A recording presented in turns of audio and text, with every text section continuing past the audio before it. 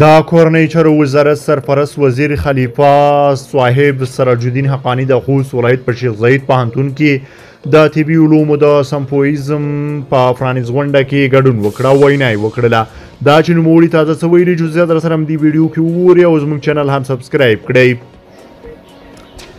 په غونډه کې د عالي تحصیلاتو سرپرست وزیر د خوست ولایت مرستیال والي د یاد ولایت د علماو د شورا رئیس د ولایتونو د پوهنتونونو رئیسانو او استادانو ګډون کړی و.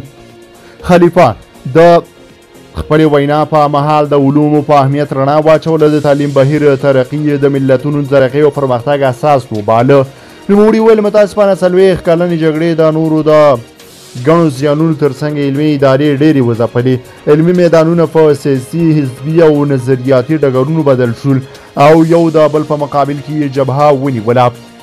اوس الحمدلله افغانانو ته داسې فرصت په لاس راورغلی دی چې د علمي ادارو تر منځ کامل وحدت راغلی دی.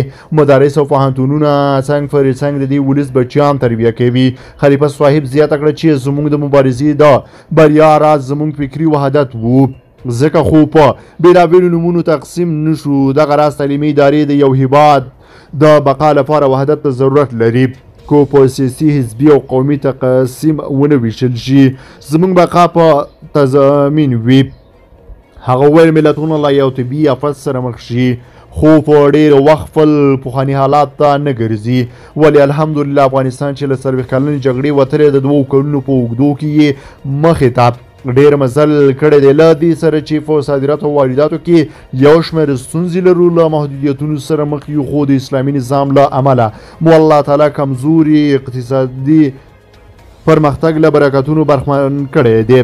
خلیفه صاحب د شیخ زاید پوهنتون له ریاست او نورو رئیسانو سره د هر ډول همکارۍ ژمنه وکړه. له راغلو رئیسانو او استادانو سره یې 2 میلیونه نغدي مرسته وکړه.